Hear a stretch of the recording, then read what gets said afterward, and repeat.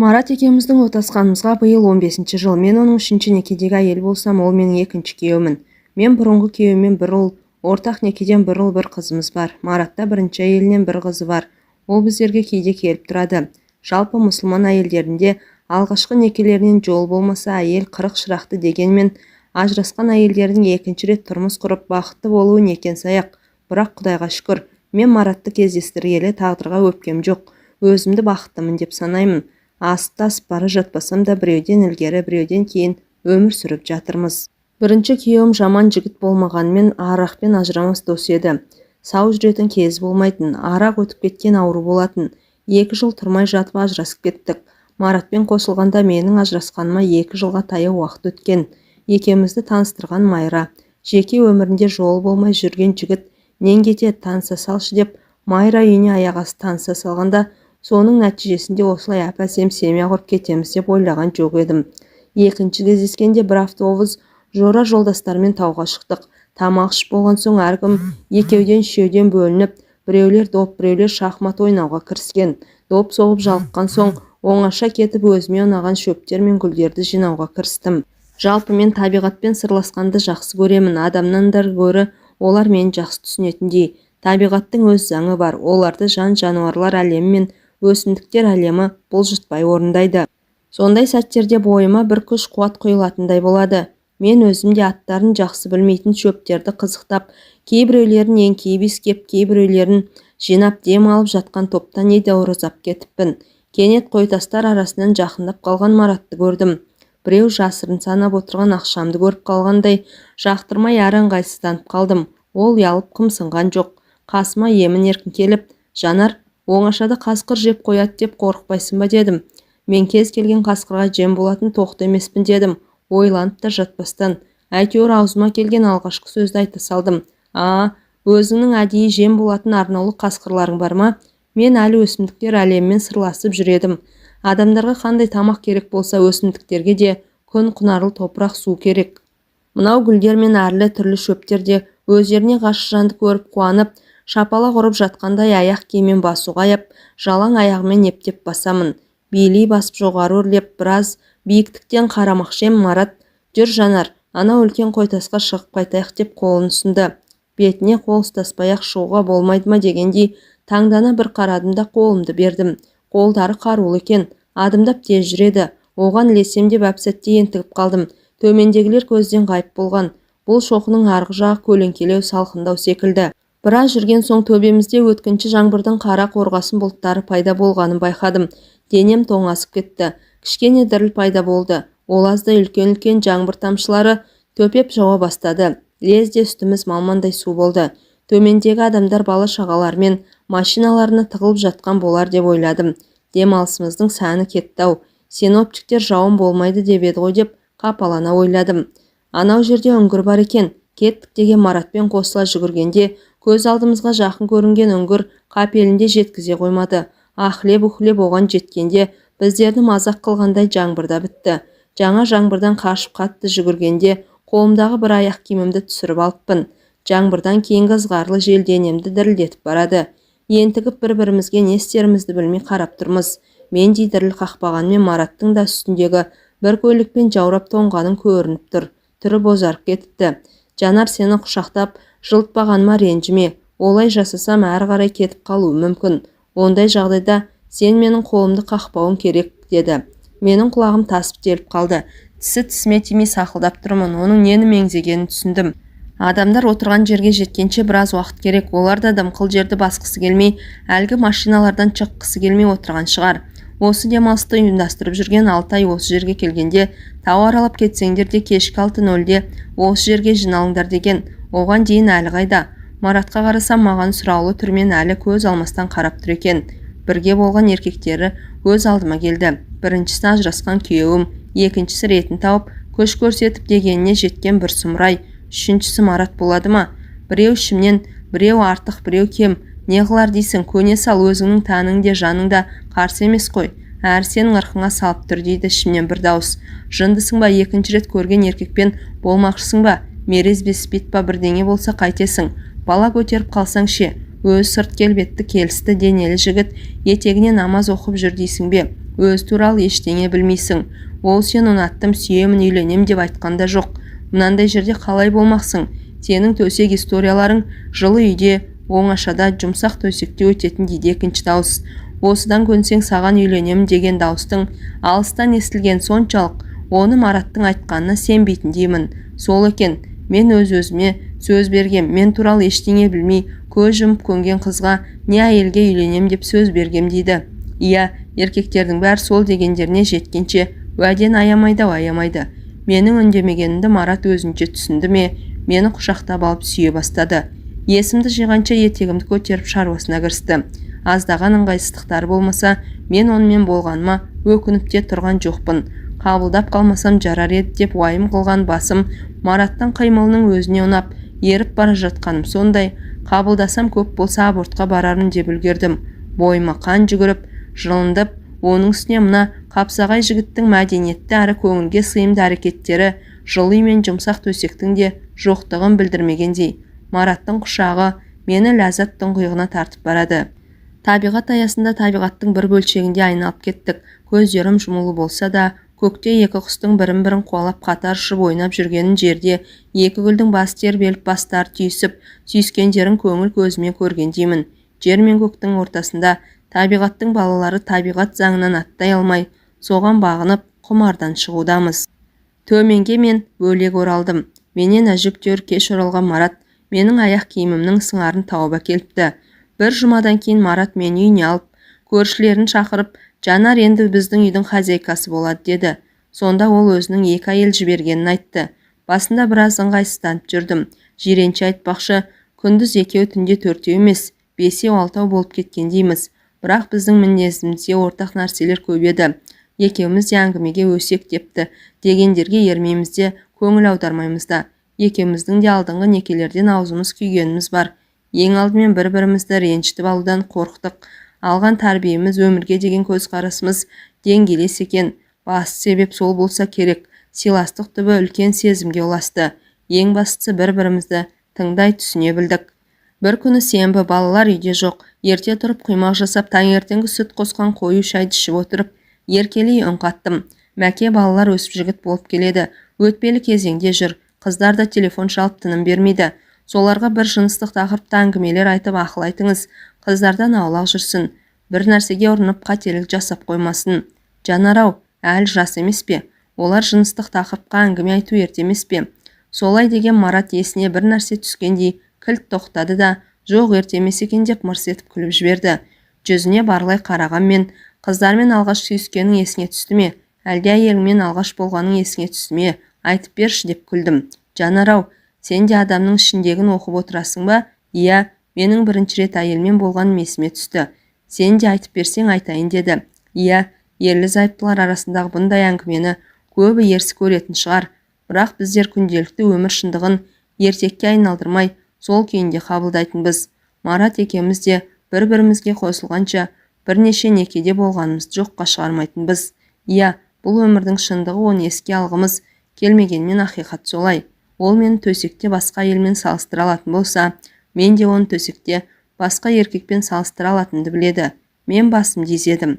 Мәкең өзінің қоңыр даусымен әңгімесін бастап кетті. Мектеп бітіретін жылым. Біздер 11 класс бітіргенбіз. Жасым 18-ге толды. Қол аяғым балғадай жігіт болып қалған кезім. Қыздарға өлеңдетіп хат жазғаннан әріге бара алмай жүрміз. Бірде сабаққа әзірленіп отыр едім. Көрші бөлмеден анамның зілді естілді. Маратай, мына жаңа туған қозыларды анасының бауырына сал.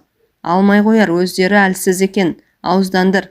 Биыл 11 класты бітіріп жігіт болып, арман қуып Алматыға оқуға барайын деп жүрген жігітке анамның қозыларды ауыздандыр дегеніне риза болмасам да, әдетте бұндай жұмыстармен айналысатын інім Саматтың өкпесіне салқын тиіп, аудан орталығындағы ауруханада жатқанын есіме алып, қозыларды қорадан шығарып, ауладағы енелеріне қостым. Аяқтарын тәлтіректей басып, өз бетінше енелерін дұрыс еме алмаған қозыларды тамақтандыруға бөтелкеге құйып, сүтте алып шыққанмын. Біресе тәлтіректеп тұра алмаған, тұрса да енесінің емшегін таба алмаған, тапса да дұрыс еме алмаған қозыларды ұрсып, біресе шыр көбелек айналдырып қойларды ұрсып қара терге түстім. Бұндай жұмысқа анамның мал табар атайтын Саматы дұрыс еді. Ол малдарды күткенде артық ештеңе байқалмай, Ол әбігерге түспей-ақ бар жұмыс өздігінен істеліп жатқандай көрінетін. Қой, енді шаршадым, кешкі салғанда енелерін дұрыстап емізермін деп еміздікпен тамақтандыруға кіріскенім сол еді. Ойбой, палуан жігіт-ау, не істеп жатырсың деген ойнақы дауыс естілді. Дауыстың ойнақылығы, көңілділігі сондай, мені мынау шуаш пен көң сасыған жерден әдемі, ойыңа не келсе соны істей алатын, түрлі түсті сәулелі әр түрлі сазды әуенді жерге апарып тастағандай.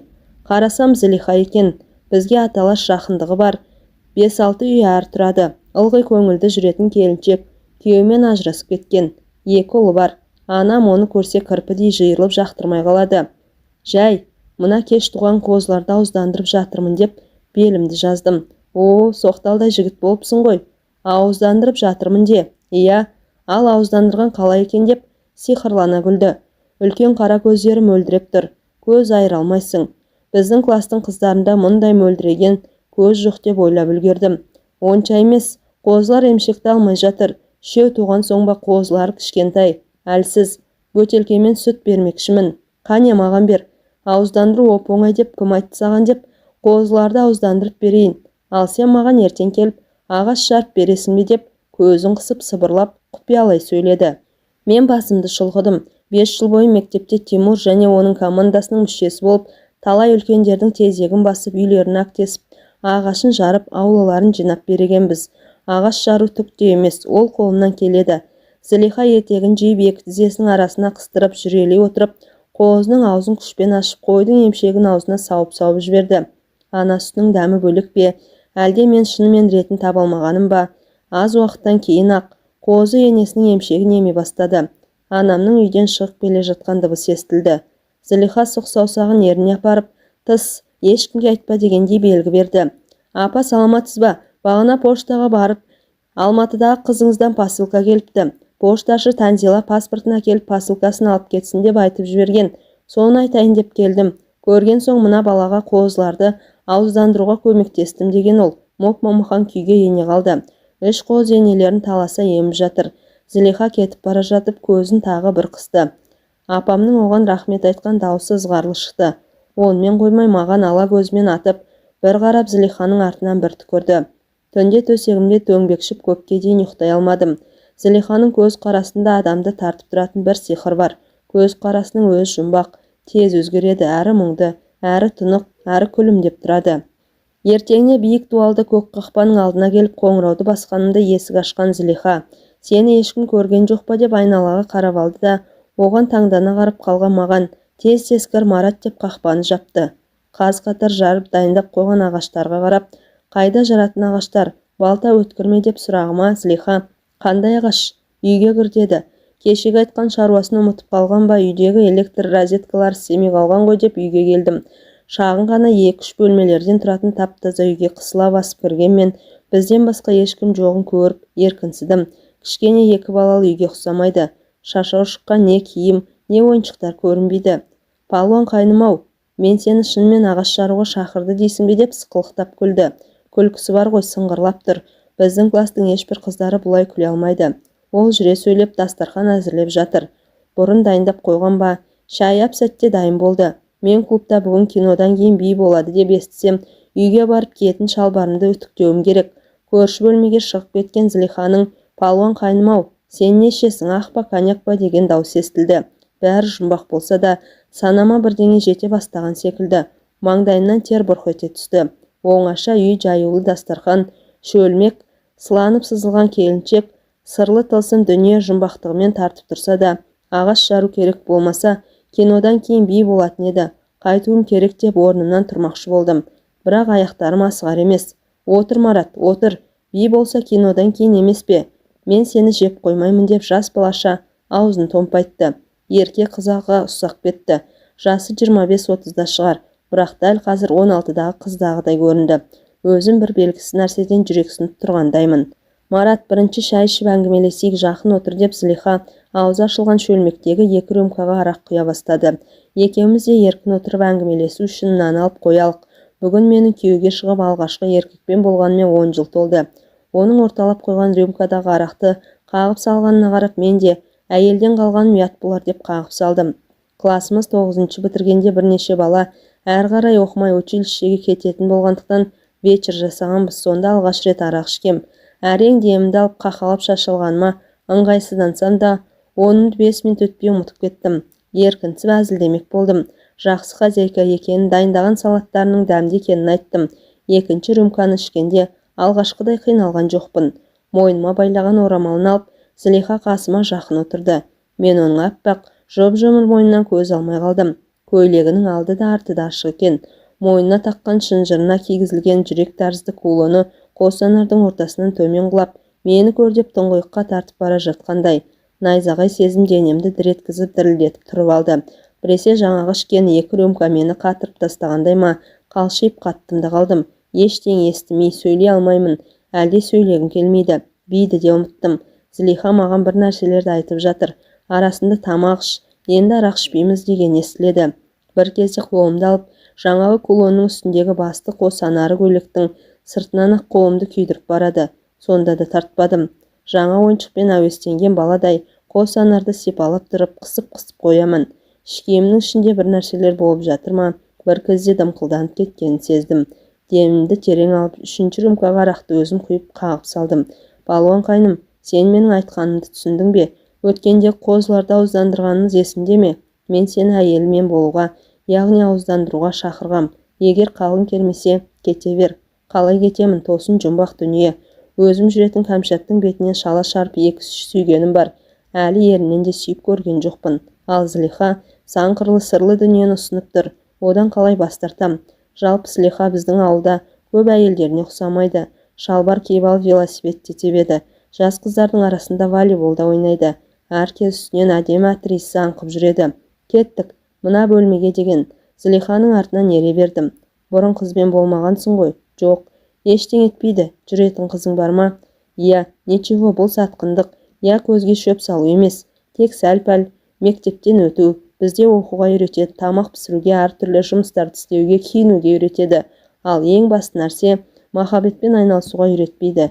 Мен тек соның орнын толтырамын. Әрі менің әйел атанғаныма бүгін тура 10 жыл болды. Соны өзімше атап өтем.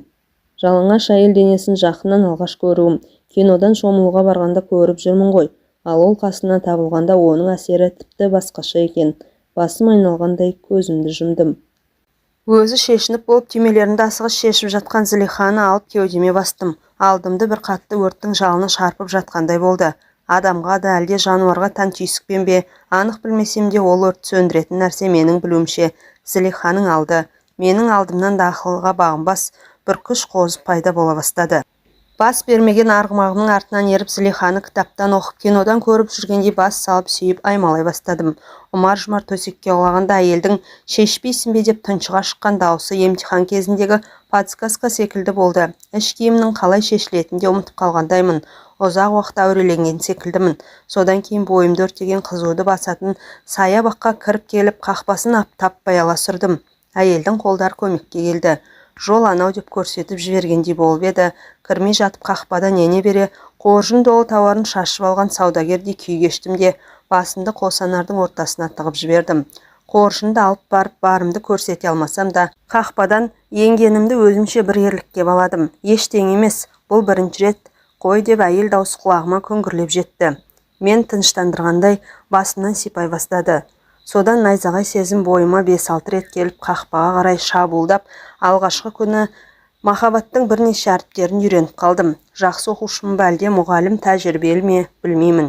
Биге барам деп едің ғой, клубта кино бітетін уақыт болды деп еді. Зылиха естен шығарып салып тұрып, енді 2-3 рет бірге болсақ әбден ауызданып кетесің деп сылқ-сылқ күлді. Содан кейін менің аңдығаным Зылиханың үйі болды. Оған күніне бір барып қайтпасам сабақта оқи алмайтын күйге түстім. Қалаған кезде айналама кітаптарды үйіп алып, бөлмемнен шықпаймын. Менің сол кезде ойлағаным, әйелдің ғажап денесі тұрғанда кино, концерт, ал бертін келе оларға қоса қонақтық курорт тағы басқа қызықтыратын, әйел денесін қызықтағаннан әйел денесіне тояттаған артық еш нәрсе жоқ. Әйел денесі еш нәрсе жетпейді деп білемін. Әртүрлі сылтау айтып кешке қарай Зылиханың үйінен бірақ шығам, ештеңе шамамыз келмей дереу төсектен табыламыз. Жас арасын сезбеймін, онымен өзімді еркін ұстаймын. Ол да 2 баласы бар әйел секілді емес. Мен Сенің үстіңе шығайыншы дейді, біресе былай жасап көрші қалай болады екен дейді. Құдды математик апайдың бұл есеп тағы қандай жолдармен шығаруға болады деген сұрақтар секілді. Мен одан кейін де ондай экспериментер әйелді көрген емеспін. Марат осы сөзді айтқаннан кейін менің бетіме зерттей бір қарап алды. Неге екенін өзім де білмеймін. Мен төмен қарадым. Тек ойыма Мараттың төсек қатынас кезінде ұсыныстарының көбін қабылдамайтыным есіме түсті. Марат әңгімесін әрі жалғады. Зелиха екеуміздің арамызда сезім де міндет те ештеңе де жоқ. Тек бір-бірімізге магниттей тартатын бір күш бар. Осы күн ойлаймын. Мен сол кезде үйленсем де Зелихаға баруымды қоймас едім деп. Бұл екеуміз үшін де жақсы еді. Бірақ жақсы нәрсе ерте ме кеш пе бітуі тиіс болатын. Бірде кездескенімізде Зелиха балаларының ертең шешесінің үйінен қайтатынын, енді бұлай еркін кездесе алмайтынымызды, тек анда-санда сиректеу, онда да түнгі сағат 1-2-ден кейін 1-2 сағатқа ғана келіп кетуге болатынын айтты. Ал күнде Зелихаға қатты бауыр басып қалыппын. Ішімнен тәтті күндер бітеді ме жоқ па бір рет болар деп ойладым. 18-дегі жігіттің еш нәрсені уайым көрмейтін шағы емес пе? Әдеттегідей бүгінде құштарлықтың бетін 4-5 рет қайырып тастап, әйел денесін зерттеп, сипалап жатыр ем. Зелиханың айтуынша үздік оқушы екенмін. Есік қоңырау естілді. Денесі былқ-сылқ етіп, маужырап ләззатқа батып жатқан Зелиха әлденеден секем алғандай ұшып тұрды. Халатын кие жүріп Зелиха шығып кеткен аздан соң даладан қатты дауыстар естіле бастады. Зелиха мен тағы бір еркектің даусы. Сақтықта қорлық жоқ деп киініп алдым. Аулаға шығатын ауызғы бөлменің есігінің артына тығылып, демімді ішіме тартып, құлағымды сырттағы диалогқа тіктім. Дауыс таныс учаскелік милиционер Созықбайдікі. Одыраңдаған жігіттен мектеп оқушылары түгел жұрттың бәрі қорқады. Үйде оған қатысты әңгіме қозғалса, апам әлгі адрем қалғыр Созықбай деп отырады. Өзі әйел бет денесте, қалай болса солай пішіле салған әйел денелі даусы да шіңкілдеп шығады. Сап-сары тістер өмірі тіс щеткасын көрмеген секілді. Түкірігі шашырап сөйлегенде сирек мұрты қосыла жыбырлап тұрады. Иә, сұлу қатын, не сонша бұлқынасың, еркек көрмегендей деп, не тұрыс, үйге шақырмайсың ба? Мен қонақшыл емеспін, келген шаруаңызды айтыңыз және қолыңызды жүгіртпеңіз. Келсем сол күйеу жоқ әйел жігіт сағынып қалған шығар деп келдім деп, өзінше әзілдеген Созықбай хи-хи-хилеп шіңкілдеген даусымен күліп алды. Жігітінің түрінде іштей кіжініп, жігітшіл Созықбайды бір боқтап алдым. Ағай, қолыңызды тартыңыз деген Зелиханың ашулы даусы тағы естілді. Жә, шаңқылдама, еркек қолы тимей жүргендей секіруін айттым ғой. Мен келіп тұрам, ниет бетіңді тауықтарыңа жем, отын судан кемдік көрмейсін. Кешке келем, қазірде туралауға болады. Скорысқа салып жібермейміз бе? Жүрсе үйге, есікті жап деген Созықбайдың даусы жұмсарғанмен әмірлі өктем естілді. Жоқ ағай, кірмейсіз, кірсеңіз мен ауладан шығып кетем, сіз қала беріңіз. Жә, айтқанды түсінбейсің ғой, менің айтқаныма көн. Осы ауылдағы бастық сельсовет екеуміз екенін білесің бе? Біз не айтсақ сол заң. Сені өзің жас, өзің сұлу болған соң еркелетіп отырсам, бала көтерсең Шымкентте таныс дәрігерлерім бар. Апарып түсіртем, маған бала керек емес, онсыз да 4 балам бар. Жарайды. Ағай, сіз мені күйеу жоқ деп басынбаңыз, сіз маған ұнамайсыз. Мен сізбен ешқашан бірге болмаймын, шығыңыз, кетіңіз. Ешқашан болмаймын деймісің, өзің шын айтып тұрсың ба? Оның шіңкілдеген жіңішке даусы одан сайын ашыланып, шыңылтырланып кетті. Бір кезде қызарып өткен жүзі күрең жасылға айналып, бетон беттеніп әйнек көзденіп кеткен болуы керек. Сондай түрін бірнеше рет көргенмін. Ха-ха-ха, мына қатынның құтыруын-ай, мен өткенде қалаға барғанда 500 теңгеге 18-дегі жас қызды туралаған бұл ағаң, сен неменеге еркек көрмегендей бұлданасың, бәле қатын. Бұл ауылда не көп, байсыз қатын көп. Аяғыма оратылып жүргендер қаншама. Ағай, әңгімеңізді тоқтатыңыз, кетіңіз.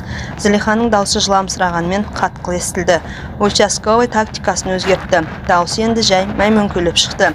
Әй шырағым Зелиха, жаңа айттым ғой, не көп байсыз қатын көп деп, бірақ сен маған ұнайсың. Біздің үйдегі әйелді білесің ғой, женскиймен ауырады. Жатуға болмайды, оның үстіне тағы екіқабат. Мен енді өлем бе, түсінсеңші, қатынмен жату үшін қалаға шаба берем бе? Жаным қиналып кетті ғой. Бір мәрте жаным әрі қарай мұрнының астына бірдеңе деп міңгірлеген болса керек, даусы естілмей кетті. Ұятсыз, тарт қолыңды, менің құшағым кез келген адам қонып шыға беретін қонақ емес. Кетіңіз, қандай жүргеніштеніңіз. Мен айқайлап көршілерді шақырамын, содан соң алысқан адамдардың дыбысы білінді. Кетіңіз, мен сізге ойыншық емеспін, өз намысымды қорғай алатын әйелмін. Шық үйден, әйтпесе мына айырды тығып алудан тайынбайтын әйелмін. Зелиханың даусы жарықшақтанып шықты. Осы сөздермен осындай дауыстың Зелиханың аузынан шыққанына сенбейтіндеймін. Жә, шапылдама, о несе ауылды басына көтеріп, етегін желден басқа еш нәрсе көтермегендей безілдейді ғой мынағаншық. Әй, сен біреудің үйінде пропискасы тұрасың, заңды бұзып жүрсің. Мен саған көрсетем, әкеңді танымай жүр екенсің, танытам. маған отказ берудің қандай екенін. Саған алдымен айыппұл төлеттірем, күніңді түнетем. Алдыма өзің ақ жалынып келесің. Қатындар сенің қойныңды бос болмайды дейді. Ауылдың еркектерін бұзып жүрсің деп шіңкілдеген участковойдың даусы алыстай беріп естілмей кетті. Есіктен сығалап участковойдың кеткеніне көз жеткізгеннен кейін есік алдына шықтым. Көздері жалт-жұлт етіп, шаштары жалбырап кеткен Зылиха не істерін білмей тұрып, мені құшақтап жылап жіберді. Өксіп ұзақ жылады. Еркектердің озбырлығына, өзінің жесір ғұмырына нала айтып жатқандай. Құдай-ау, жұрт мені ағаш атқа мінгізіп, жаңағы беті қайтқан созықбай секілділер кек қайтарып қойын еркекпен босамайды деп өтірік өсектейді. Талай еркек келген ізінен кері қайтқан, бірақ олардың бәрі басқалар үшін күйеуім жоқ болғандықтан менің қойнымнан шыққан болып есептеледі. Бәрінен де сен шығып қалама деп қорқып едім.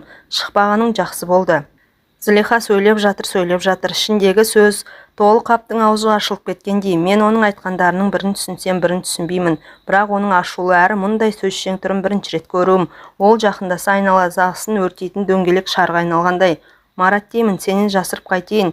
Мен осы ауылда тұрғалы 3 жылдың ішінде сен менімен болған екінші еркексің. Сенің алдыңдағы адам мені шын жүректен сүйген, бірақ оның отбасын бұза алмадым. Ал мен ешкімді шын жүрегімен сүйе алмайтын секілдімін. Мен сені сүйген немесе ұнатқандырдан емес, өзім ұнатқан еркектермен болғым келеді. Ажырасқан күйеумен 5 жыл жүріп, күйіп-сүйіп қосылып едік. Осы 3 жылда 20 шақты еркек жаңағы Созықбайдың кебін киіп кеткен. Сонда менің жазығым не? Әдеміше болғаным ба, күйеуімнен ажырасқаным ба? Минут сайын есейіп, өмірдің көлеңкелі жақтары мен әйел еркек арасында қатынастардың проблемалар туралы өмір сабақтарын алып, көңілге түйудемін. Зылиха да мен білетін Зылиха емес еді. Ту, Марат, сенің түрің бұзылып кетіпті ғой. Сенің жаныңды жараладым-ау. Мен қазір сыртқа шығып келейін. Бұл соңғы кездесуіміз шығар деп тұрып бара жатқанда қолы шалбарымның сыртынан сипағандай болды. Әлде аңдаусызда тиді ме екен? Ол да соны күтіп тұрғандай дүр сілкініп шыға келді. Есіктен шығып бара жатқан Зылихаға қарасам, ол да мені білетін Зылихаға айналыпты. Менің бойымды тек құштарлық емес, басқа да бір сезім қосыла жаулап алған. Оның не сезім екенін өзім де түсінбеймін. Зылиханы аяйтындаймын, оны қадірлей түскендеймін. Оның шырқыраған жанын жұбатқым келгендей, ісіп кеткен көздерінен бастап аймалаудамын, оны еркелеткен болам. Менің барынша қолымнан келетін осы еді. Зылиха қазір төсекте ерекше болды. Бұрын көрсетпеген қылықтар көрсетіп, төсімнен аймалады. Біресе сүйіп, біресе тілімен қытықтады. Қолдарын кіндігімнің төмен тұсына қайта-қайта апара берді. Апарған сайын енді қалғи бастаған қалпақты қарақшым қайтадан қаруын оқтайды. Менің боз балалық түйсігім мына кездесудің басқа кездесулерден өзгешелеу екенін мойындағандай. Мен де Зылихаға ұзақ уақыт ләззат сыйлауға тырыстым. Төсекте боз бала да емес, кәдімгі жол бастар еркекке айнала бастағанын сезгендеймін. Зылиха өзі айтпақшы, оргазм алған кезде не істеп не қойғанын білмей аласұрып кетеді. Мен де сол сәт Зылиха үшін төсектегі ең тәтті кез екенін түсініп, сол кездегі ұзақ созуға тырыстым. Менің де есім шығып кетеді. Зылиха екеуміз үшін бұл кез еркек пен әйелдің бір-бірінің тәнінен ләззат алу емес, қайта керісінше. Мен оның көңіліне қарауым менің оған жас алшақтығыма байланысты ешқашан айтылмайтын сезімнің өтеуі болса деймін. Жүзінен бақыттылықтың белгісі білініп, даусынан қуаныштың лебескен Зылиха маған үзіле қарап, сен бүгін ерекшесің жаным деді. Емтихан тапсырып, інім ауруханадан әкеліп, одан үйге алыстағы нағашыларым келіп, тағы басқа жұмыстармен арада 10 шақты күн өтіп кетті. Осы арада Зылиха ойымнан шықпағанмен барудың реті келмеді. Үйінде телефонда жоқ. Бір күні газеттерді ала кетейін деп почтаға соққанында Зылиханы кездестірдім. Паспорт тәртібін бұзып тұратын жерінде тіркелмегендіктен айыппұл салыныпты. Соны төлеп тұр екен. Менің көз алдыма Созықбайдың кіжінеген түрі келді. Бір күні тағы бір емтихан тапсып, деп тынысымды алғандай болып, 1-2 күнде моншаға барып Зылихаға баратынды ойлап, ішімнен қуанып жүрдім. Таңертең шай үстінде апам Зылиха қалаға көшіп кетіпті деді. Шай ішіп болғаным мұндай абырой болар ма? Ішімдегі болып жатқан астан-кестен дауылды ешкімге білдірмей, сүріне қабына өзенге қарай жүгірдім. Таңертеңгі салқынға да қарамай, шомылатын мезгіл болмаса да келе салқын суға қойып кеттім. Денемнің әр мүшесі, әр тіканы, әр түйір шыққаным Зылиханы жоқтап жатқандай. Ішімнен қош бол, мені ауыздандырған әйел дедім. Содан кейін жоқ Зылиха, мені ауыздандырып қана қойған жоқсың. Одан да көп нәрсе бердің, көп нәрсе ұқтырдың дедім. Содан кейін Зылиханы көргенде, естігенде жоқпын. Марат әңгімесін аяқтап сол күндерге еніп кеткенде екі көзін бір нүктеге қадап, ауыр ойға шомып отырып қалды. Кеудем шым ете қалды. Маратты өзіме белгісіз Зылихадан қызғанғандаймын. Әу мәке түс болып қалды ғой, қазір күн ысып кетеді, базарға азық-түлікке барып келейік дедім. Ал сен де айтам деп едің ғой. Мәке түс болып қалды ғой, мен тағы бірде айтармын деп мойнынан құшақтап ерінен сүйдім. Мәкең бұны өзінше түсінді ме, әлде менің бетінде солай жазулы тұра ма? Ол төсекке ме? Кеттік деп мен көтеріп алды. Мен көздерімді жұмып, Мәкеңді енді ешкімге бермеймін дегендей, мойнынан қатты құшақтап алдым. Жоқ, мен Зылихадан да артық ләззат сыйлаймын. Оның бейнесін Мәкеңнің ойынан біржолата шығаруым керек. Әрең тапқан аяулымды ешкімге де бермеймін дегенмен оны аймалай бастадым. Алғашқы еркек құшағын көргені туралы ол заңды күйеуім болса да ешқашан айтпаймын. Ол әйелдер тарапынан ешқашан айтылмайтын әңгіме. Әңгіменің соңы.